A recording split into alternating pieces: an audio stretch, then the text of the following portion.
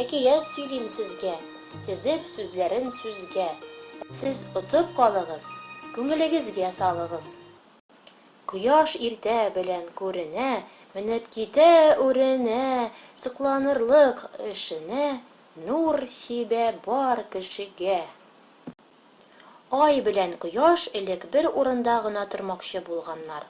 Шуңа күрә әлеге хәбәрне әйтер өчен бөтен кошларны җыеп, җыелыш ясаганнар. Кошлар, тончыклары белән буларның бер урында торуларына кыягазгә ризалыгын белдерткәннәр. Әйе, әйе, әйе дип.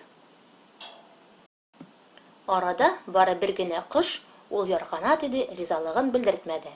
Бөтен кошлар ярканаттан сораганнар. Бөтен кошлар тончыклары белән кул куйганда, нигә син генә аерылып калдың, дигәннәр. Ярканат җавап бирде. Ризалыгымны мин шул сәбәпле куймадым. Әгәр дә кояш белән ай бер җирдә генә торсалар, җил бер генә яктан исәр, һәм агачлар кәкре булып үсәрләр.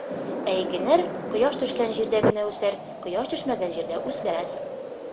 Шуннан соң бөтен кошлар дөрес әйтә шул, кояш төшмәгән җирдә иген үсми инде ул, дигәннәр.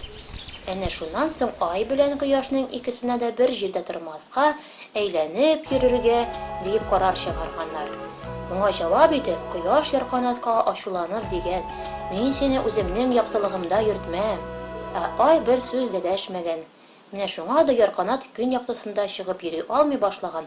Көннәрен ярканат йоклый, ә төннәрен бик рәхәтләнеп оча, ауга чыга ди.